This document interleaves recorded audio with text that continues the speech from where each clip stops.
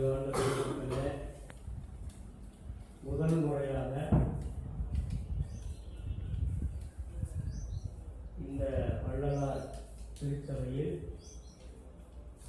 வாழ்வியல் பயிலரங்கம் ஒரு கருத்து பரிமாற்றம் கூட்டம் இங்கே துவங்கி இருக்கிறோம். இதற்கு முன்னாடி பல இடங்கள்ல நடந்திருக்கு. வேறு வேறு இடங்கள்ல நகரத்துக்குள்ள சென்னையில் அங்கே நடக்கும். ஐயா அவங்க பல இடங்களுக்கு பல ஊர்களுக்கு நம்மளை மாதிரி அங்கங்கே போய் சொல்லி மக்களை நல்வழிப்படுத்தக்கூடிய ஒரு வாய்ப்பை பெற்றிருக்கிறோம். இதை தெரிஞ்ச கருத்துக்களை சொல்கிறது. அவங்க காந்தி அருங்காட்சியக சந்தைகளில் ஒவ்வொரு மாதமும் நடக்கும். அப்புறம் அதுக்கடுத்து வேற முயற்சிகள் பண்ணி இன்னும் கூடுதலாகவும் நடந்துகிட்டு இருக்கும்போது இப்போ ஐயா அவங்க அம்மாவெல்லாம் அங்கே வந்தாங்க, தொடர்பு ஏற்பட்டது. இங்கே நடத்தணும் அப்படின்னு விருப்பப்பட்டாங்க. அதனுடைய அடிப்படையில் இங்கே தொடர்ந்து நடத்துவதற்கான ஒரு நல்ல முயற்சியோடு தொடங்கியிருக்கோம். இந்த துவக்க வரலாற்று சிறப்புமிக்க நிகழ்ச்சிக்கு முதலில் வந்திருக்கின்ற அறிவார்ந்த பெருமக்களை, ஞான பெருமக்களை உங்களை பணிந்து வரவேற்கிறேன். ஏன்னு சொன்னால், இந்த மதுரையில் ஒரு 20 லட்சம் பேர் இருப்பாங்க. இந்த 20 லட்சம் பேரில் இங்கே ஒரு 25 பேர் தான் ஞானத்தை தேடி வந்திருக்கான். மற்றவங்கெல்லாம் இருப்பாங்க, தேடி வர்றதுக்கு வாய்ப்பு இல்லை. நகரத்துக்குள்ளே இருந்தால் இன்னும் கொஞ்சம் கூடுதலாக இன்னொரு 50-60 பேர் வந்திருக்கலாம், இல்லை 100 பேர் வந்திருக்கலாம். அது தகுந்த முறையில் பயன்படுத்தி வருவாங்க. இங்கே முதல் முறையினால் கொஞ்சம் தொடர்பு கொள்ள முடியல, சொல்கிறதுக்கு வருவாங்க. நாங்கள் வர்றதுக்கு நினச்சிருந்தாலும் தூரமாக இருக்கேன்னு இருக்காங்க. இனி வருவாங்க. அந்த நல்ல எதிர்பார்ப்பில் தானே எங்கே நல்லது கிடைக்குதோ அங்கே தேடி செல்வதற்கு மக்கள் தயாராக இருக்கிறாங்க. அந்த அடிப்படையில் இங்கேயும் வருவதற்கு உண்டான வாய்ப்புகள் நிறைய இருக்குது. நல்ல நோக்கம், நல்ல சிந்தனை. நமது முன்னோர்கள் ஞான பெருமக்கள், யோகிகள், ஞானிகள், சித்தர்கள் வாரி வழங்கி கொடுத்துக்கிட்டு போயிருக்காங்க. நம்ம தான் எடுத்து அனுபவிக்கிறது இல்லை. அதை எடுத்து அனுபவிக்கணும். நம்மகிட்ட இருக்கிற பொக்கிஷத்தை நாம் எடுத்து அனுபவிக்க துவங்கணும். அந்த அனுபவிக்க துவங்குறதுக்கு பல ஊரில் பல ஞானிகள், பல வேதாந்திகள் எல்லாம் சொல்லிக்கிட்டே இருக்காங்க. காலம் கூட அது நடந்துக்கிட்டே இருக்கு. இந்த உலகத்தை திருத்துவதற்கான வழிகள் நடந்துக்கிட்டே இருக்கு. அப்படி திருத்துறதுனால தான் நம்மெல்லாம் வாழ்ந்துருக்கு. சரியா? இப்போ ஆன்மீகம் பற்றி, வள்ளலார் பற்றி, திருக்குறள் பற்றி, அண்ணல் காந்தியடிகளை பற்றி, இல்லை பெரிய பெரிய ஞானிகளை பற்றி எல்லாம் அங்கங்கே சொல்லிக்கிட்டே இருப்பாங்க, பாடிக்கிட்டே இருக்காங்க, பேசிக்கிட்டே இருக்காங்க. என்ன நடந்திருக்கு அப்படின்னு பார்த்தா நல்லது நடந்திருக்கு. வழக்கம் போல் பஞ்சமும் நடந்திருக்கு, மழையே வராமல். இதுக்கெல்லாம் என்ன காரணம் அப்படின்னு அவங்களும் சொல்கிறாங்க, நம்மளும். நல்லா காற்றடிக்குது. நேற்று சாயந்தரம்லாம் அருமையான காற்று, கொஞ்சம் வேகம் அடிச்சு. காற்று இப்படி அடிக்குதே அப்படின்னு காற்று அப்படிதான் அடிக்க சொல்லுங்க. நல்லா மழை பெய்யும். இப்போ மழை பெய்யட்டும் என்ன செய்வோம்? ஓடி ஒதுங்கிடுவோம். மழை வேணும், குடிக்க தண்ணி இல்லை, மாட்டுக்கு தண்ணி இல்லை, மனுஷனுக்கு தண்ணி இல்லை, குடிக்க தண்ணி இல்லை, செடிக்கு தண்ணி இல்லை, மரத்துக்கு தண்ணி இல்லை. வறட்சி தாண்டவம் மாறுது. எங்கே பார்த்தாலும் பசுமை மாறி போச்சு. மழை வேணும்னு தவம் இருக்கிறோம், தவம் இருக்க போகிறோம். நம்ம நேரத்துக்கு அப்புறம் தவம் இருக்க போகிறோம். ஆனால் மழை வந்துச்சுன்னா என்ன பண்ணுறோம்? ஓடி ஒழியும். ஓடி ஒழிஞ்சா திருப்பி வருமா? வராது. அப்போ நம்ம வீட்டுக்குள்ள ஒருத்தர் வர்றாரு, பிரியப்பட்டு வர்றாரு. வரும்போது நம்ம வீட்டுக்குள்ள ஓடி ஒழிஞ்சிட்டோம்னா வர்றவர் என்ன பண்ணுவார்? நம்ம வர்றது பிடிக்கல போல இருந்துச்சு, நம்ம போயிடுவார். அப்போ மழையும் அப்படித்தான். மழையை வரவேற்க நாம் தயாராக இருக்கிறோம். மழை வேணும்னு நினைக்கிறோம், வந்தால் வேணும்னு நினைக்கிறோம். மனிதனுடைய குணம். ஏன்னா அந்த துணி நனைஞ்சு போகும், இந்த தலை நனைஞ்சு போகும், முளைச்சிடணும். ஐயோ காய்ச்சல் வந்துடும், தலைவலி வந்துடும். வந்துட்டு போகுது. மழை வேணும்ல மண்ணுக்கு. தலைவலி வந்தால் தாய்க்கலாம். தண்ணியே இல்லைன்னா தாங்க முடியுமா? நமக்கு அந்த அறிவு இருக்குது, சிந்தனை இருக்குது, ஞானம் இருக்குது. ஆனால் அந்த நேரத்தில் அதை தான் செய்யும்.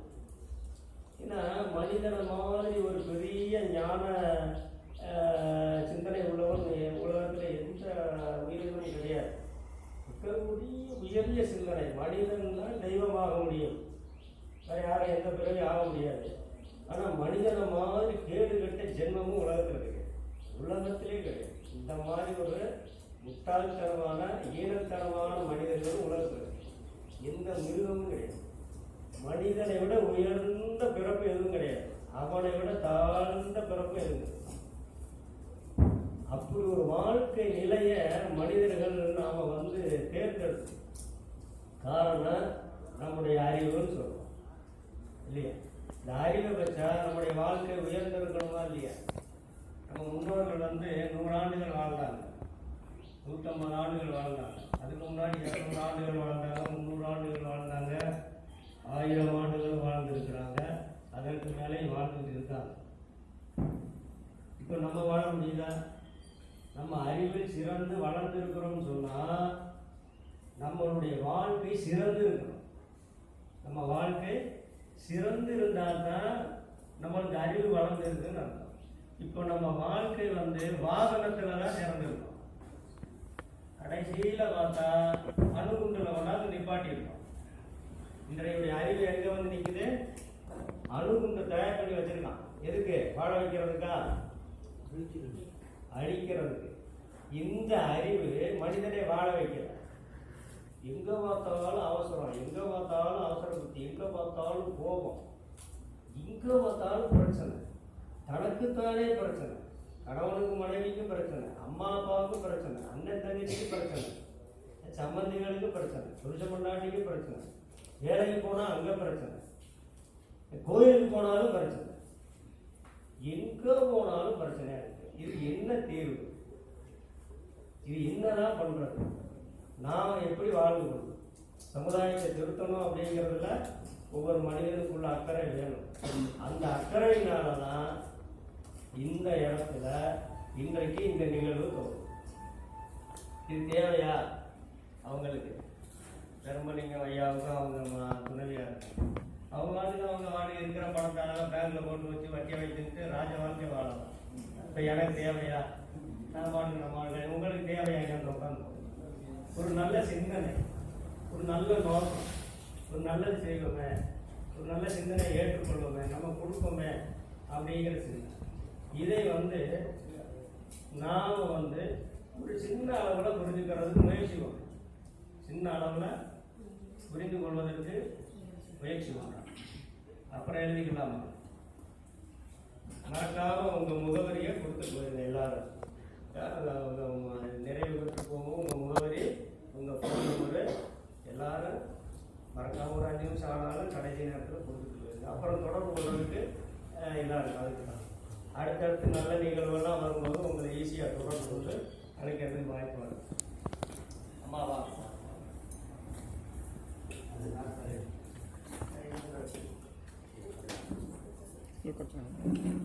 இது கூட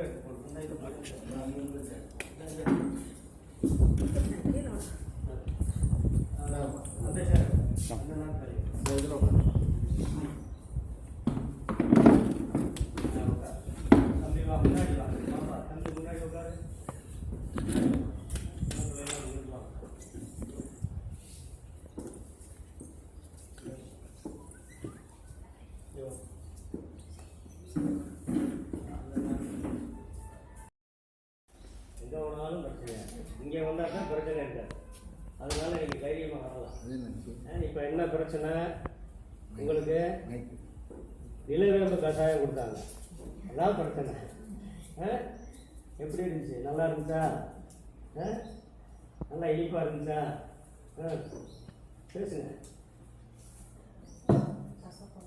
கசப்பு நல்லதா கெட்டதா?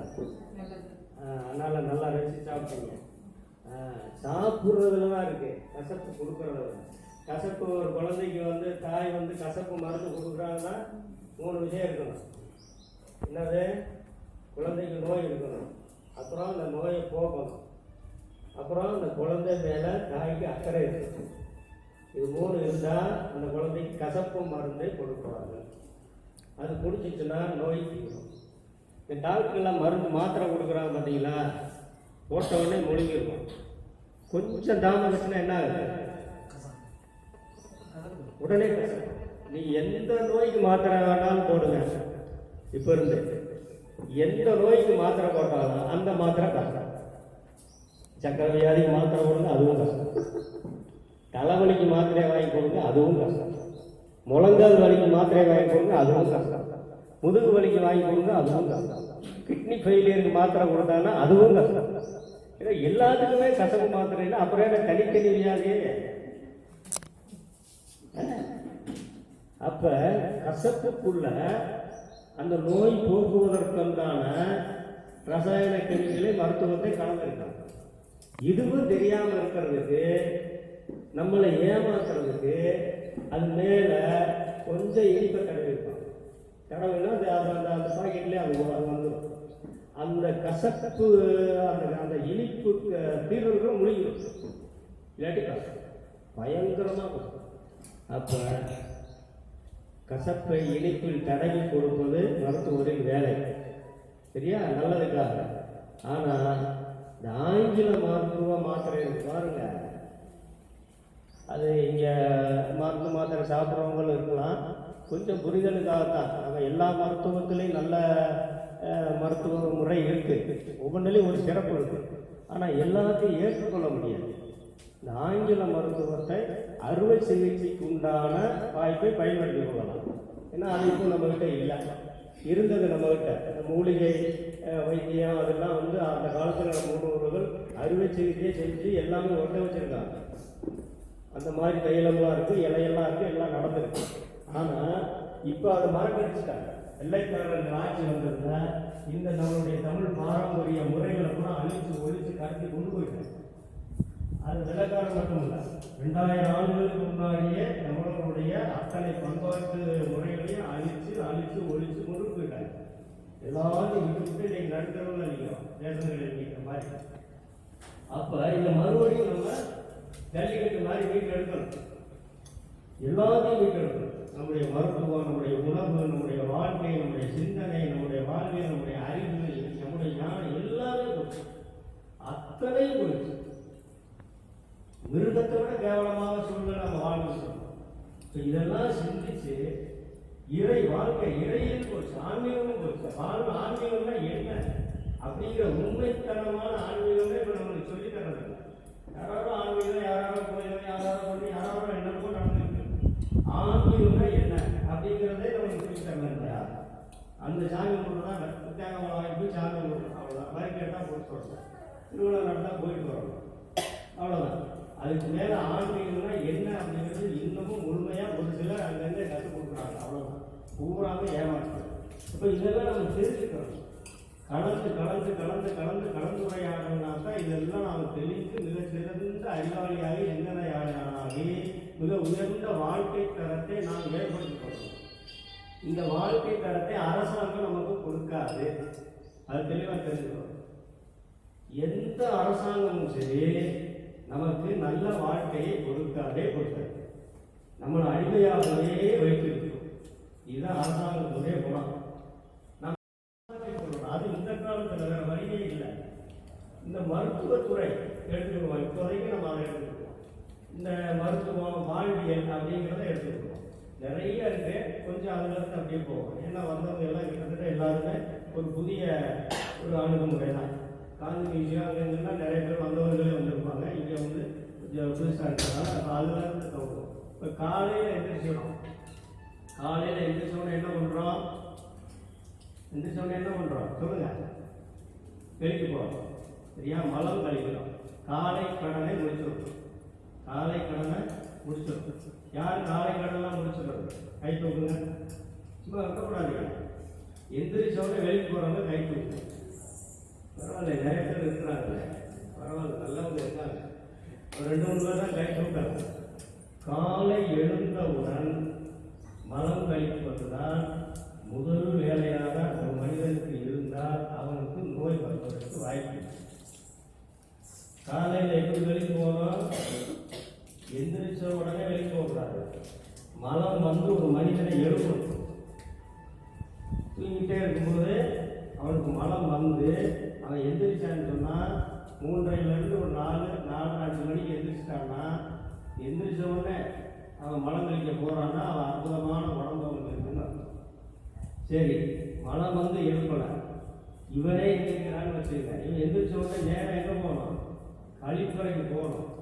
அப்படி போய் கழிப்பறைக்கு போய் மலம் கழிக்கிறான்னா அவனுக்கு நல்ல அடுத்த உடம்பு நல்ல உடம்பு இருக்குன்னு அர்த்தம். இது ரெண்டு செய்யாம எந்திரிச்ச உடனே காப்பியை கொடுக்குமான்னு சொன்னான்னு வச்சுக்க, அவனை காலம் கூப்பிடுறான்னு அர்த்தம். காலம்னா என்ன? எமன் கூப்பிடுறான்னு அர்த்தம். அதனால காலை எந்திரிச்ச உடனே மலம் கழிச்சிடணும். மலம் கழிச்ச உடனே அடுத்து என்ன பண்ணணும்? வெறும் வயிற்றுல என்ன பண்றீங்க? காப்பி குடிக்கிறீங்களா? நிறைய பேர் காப்பி குடிக்கிறவங்க காப்பி டீ குடிக்கிறது யாரும் கை தூங்க, கை தூங்க சும்மா பயிற்சி தான். காப்பி டீ குடிக்கிறவங்க பால் ஆரம்பிச்சு நிறைய பேர் காப்பி டீயை குடிக்காதவங்க இருக்காங்க. நிறைய பேர் தெரிஞ்சுட்டாங்க. உண்மையிலே ரொம்ப மகிழ்ச்சியாக இருக்கு. பாருங்க, வர ஆண்கள் காப்பியை குடிக்கிறது இல்லை கூடாது. இல்லை உண்மை தானே? காப்பியை குடிக்கிறது இல்லையா? நீங்கள் யாருமே கை தூக்கல, பரவாயில்ல. காப்பி டீ குடிக்கிறதை நிறுத்தி கொள்ள வேண்டும். இந்த காப்பியில் வந்து